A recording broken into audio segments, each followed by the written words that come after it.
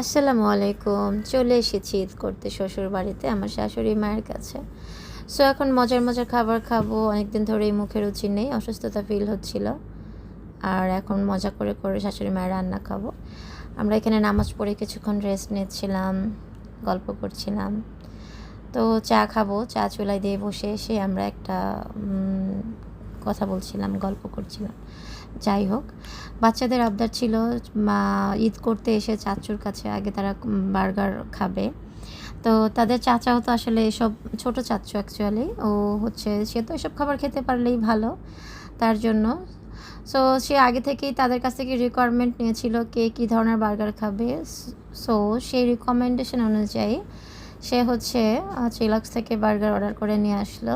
এখানে মানহা খেয়েছিল, মানহার চয়েস ছিল স্ম্যাশ বার্গার, আর মাহাদের চয়েসে ছিল কি বার্গার, চিজ বার্গার, চিজ, তারপর ওটা কি ছিল, চিজ সসেজ বার্গার। ওকে, তো যাই হোক, তারা আজ সবচেয়ে মানে ভালো বিষয় হচ্ছে আজকে আমরা সবাই রোজা ছিলাম। ইনফ্যাক্ট আমার ছেলে মেয়ে দুজনই রোজা ছিল। আর শাশুড়ি মা শরবত করেছিল, লেবুর শরবত। এখানে আমার জামাই মুড়ি মাখাচ্ছিল, অলওয়েজই সে মুড়ি মাখা করে, আর তার মুড়ি মাখা সবসময় মজা হয়। বাট আজকেরটা বেশি একটা মজা হয় নাই, কারণ হচ্ছে মশলাপাতি একটু কম ছিল, উঠাট প্রিপারেশন আসলে। তো যাই হোক, আমরা ইফতারি করলাম, ইফতারি করে নামাজ পড়ে রুমে বসে আমরা চা খাচ্ছি। আর এদিকে আমার যে দেবরের ছেলে সেও চলে আসছে তার বাবার সাথে। আমার ছেলে এবং সে অলমোস্ট সেম বয়সী। সো তাদের হচ্ছে বন্ধুত্ব সম্পর্কটা অনেক বেশি, তাদের একে অন্যের জন্য খুবই টান এবং তারা একে অপরের জন্য খুবই বন্ধুর মতো। সো তারা এখানে কম্পিউটার দেখছিল, গেম খেলছিল দুজনে এবং খুব আলাপ করছিল। তাদের তো দেখা হলে আলাপের শেষ নেই। তুমি কোন ক্লাসে পড়ো, তুমি আমার কয় মাসের বড়, তোমাকে ক্লাসে কী পড়িয়েছে, তোমাকে এইটা পড়াইছে কিনা, ওইটা পড়াইছে কিনা। ইনফ্যাক্ট সে আমাকেও অনেক প্রশ্ন করছিল কি পড়াচ্ছে না পড়াচ্ছে। যাই হোক, ফাইনালি আমাদের চা হয়ে গেল। আমরা এখানে চা খাচ্ছি বসে, আর হচ্ছে একটু পরেই মানহার বাবা গরু কিনতে যাবে। এই ছিল আমাদের আজকের দিনের ছোটোখাটো একটা সফর শেষ করে আমরা চলে আসলাম ঈদ করতে। ইনশাল্লাহ আগামী পর্বে আবার দেখা হবে। ফাইনালি আমাদের গরু কেনা হয়ে গিয়েছিল, রাতেই গরু কিনতে চলে গিয়েছিল ওদের পাপা। তো রাত 12:30 1টা বা 1টা বাজে, তখন আমরা নিজে নেমেছি গরু দেখার জন্য। আসলে কোরবানির গরু বলে কথা, অনেক এক্সাইটমেন্ট কাজ করে গরু দেখার জন্য। এটা ছিল যে বাড়িওয়ালা তার গরু, আর যেটা প্রথমে দেখালাম সেটা ছিল যে ওপাশে দেখা যাচ্ছে সেটা আমাদের গরু। তো যাই হোক, দুটো গরু পাশাপাশি ভালোই লাগছিল দেখতে। পরদিন সকালবেলা আমি ঘুম থেকে ওঠার আগে আমার ছেলে নিচে চলে আসছে তার ছোট চাচ্চুর সাথে গিয়ে গরুর খাবার কিনে নিয়ে এসে গরুকে খাওয়াচ্ছে। তো এই ক্লিপটা তার চাচুরই নেওয়া ছিল, আমি তখনও ঘুমাচ্ছিলাম। ফাইনালি আমিও যখন নিচে নামলাম তখন আবার ছেলে মেয়ে দুজনে মিলেই গরুকে খাওয়াচ্ছিল। আসলে বাচ্চাদের কাছে এটাই অনেক বড় আনন্দের বিষয়। বাচ্চারা গরুকে খাওয়াবে, গরুকে ধরবে, টাচ করবে, আদর করবে, গোসল করাবে, অনেক কিছু। ছোটোবেলায় আমরা অনেক আদর করেছি, মানে এই কাজগুলো করেছি। গরুকে খাওয়াতাম, ঘাস খাওয়াতে নিয়ে যেতাম মাঠে, তারপর হচ্ছে পানি খেতে দিতাম, মার খেতে দিতাম, ভুসি খেতে দিতাম, কত কিছু খাওয়াতাম। গরু কী খাবে বা ছাগল থাকলে ছাগল কী খাবে সেগুলো নিয়ে সারাক্ষণ টেনশন। আর রাতে ঘুমানোর সময় শুধু মনে হতো আগামীকাল সকাল কখন উঠব। যাই হোক, পরের দিন হচ্ছে আমরা বের হয়ে গিয়েছিলাম মসজিদে নামাজ পড়ার উদ্দেশ্যে। ওই দিন শুক্রবার ছিল, তো আমার ইচ্ছা ছিল আমি জুমার নামাজটা মসজিদে পড়ব। সেই অনুযায়ী উত্তরা জসীমউদ্দিন হোপ স্কুলের পাশে যে বড় মসজিদ আছে সেখানে চলে গিয়েছিলাম। তো মসজিদের ভেতরের ক্লিপ আমি নেইনি, আমি নামাজ শেষে এইটুকু ক্লিপ নিয়েছিলাম। যাই হোক, তারপর ওখান থেকে বের হয়ে আমরা চলে এসেছি জসীমউদ্দিন, সেখান থেকে রাজলক্ষ্মী। আমাদের কিছু পার্সোনাল কাজ ছিল, সেই কাজগুলো সারার জন্য আমরা হেঁটে হেঁটে যাচ্ছিলাম জসীমউদ্দিনের দিকে। রাস্তাঘাট এতটাই নিরিবিলি ছিল, রাস্তাঘাট মানে একদমই মানে ছিল, ঠান্ডা ছিল। তো এটা ছিল কি জামে মসজিদ, নামটা দেখাচ্ছিলাম আমি। তো এখানে অনেক ফেরি করে বিক্রি করতেছিল অনেকে।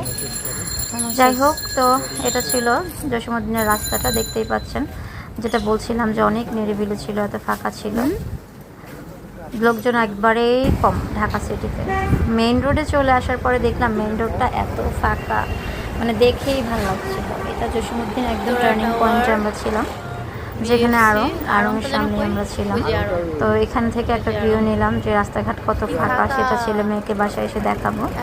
ওরাও আসলে কখনো ঢাকা সিটি এতটা ফাঁকা হতে কখনো দেখেনি, কখনো বের হয় না তো ওরা, তো ওই জন্য ওরা দেখতে পায় না। যে এবারে রোজার ঈদের চেয়ে কোরবানির ঈদটা বেশি ফাঁকা হয়ে গিয়েছে ঢাকা সিটিটা।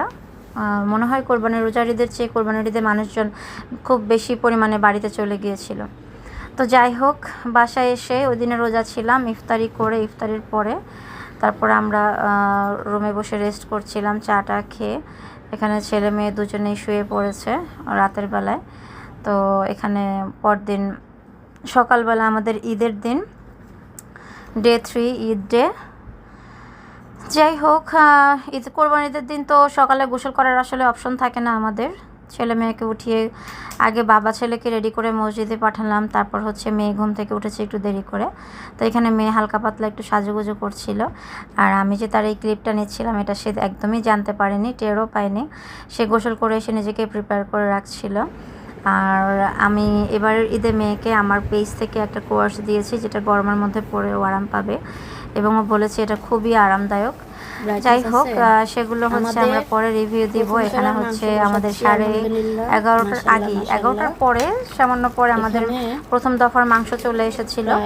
তো আমি এখানে হাতে মাখিয়ে, প্রতি বছর আমি প্রথম মাংসটা আমি হাতে মাখিয়ে বসাই, কারণ তাজা মাংস। আর সর্ষের তেল দিয়ে সমস্ত মশলা দিয়ে আমি প্রথম মাংসটা বসিয়ে দিয়েছি। মাংসটা রান্না শেষ হয়ে গেছে, তা খুব দ্রুত, মানে 40 মিনিট 45 মিনিটের মতো লেগেছে মাংসটা রান্না হতে। মাংসটা রান্না হয়ে গিয়েছে, যদিও এই রান্নার ক্লিপটা পরে নেওয়া, সন্ধ্যাবেলা নেওয়া, কিন্তু দুপুরের রান্নার যে ক্লিপটা ছিল সেটা আমি নিতে ভুলে গিয়েছি। আর দুপুরে রান্নার পরে আমার হাজব্যান্ড যখন প্রথম রান্নার পর যখন দেখলো মাংসের হাঁড়িটা, তখন সে বলল যে বাহ, মাশাল্লাহ, খুব সুন্দর হয়েছে মাংস রান্নার কালারটা। আসলে কুরবানির মাংস প্রথম রান্না যে মজাটা হয় সেটা কিন্তু আর অন্য রান্নাগুলোতে হয় না। যাই হোক, ঈদের দিন সন্ধ্যাবেলা বাচ্চারা চকলেট, আইসক্রিম, চিপস এসব খেয়ে থাকে, এবং ওইটা ওদের নিত্যদিনের থাকে, আবদার থাকে। এটা ওরা খেয়ে নিয়েছিল। আমরা একটু মুভি টাইম স্পেন্ড করছিলাম। আর এখানে রাতের বেলা আমরা খিচুড়ি এবং ওই কষা মাংস যেটা ছিল সেটাতে ডিনার করেছিলাম। সেটা ছোট্ট একটা স্ন্যাপ নিলাম। খিচুড়িটা আর মাংসটা সব মিলিয়ে এত মজা হয়েছিল, মাশাআল্লাহ, আমি নিজেই রান্না করেছি। তো এই ছিল আমাদের কোরবানির আপডেট। আর এখানে হচ্ছে ডে 4, যেখানে আমি, মানে ঈদের পর দিন অ্যাকচুয়ালি আমি সকালবেলা, প্রতি বছরই আমি সকালবেলা মুড়ি মাখা গরুর মাংস দিয়ে খাই। এটা আমার খুব ভালো লাগে। আপনাদের ঈদ কেমন কাটলো জানাবেন কমেন্টে। সবাই ভালো থাকবেন। আল্লাহ।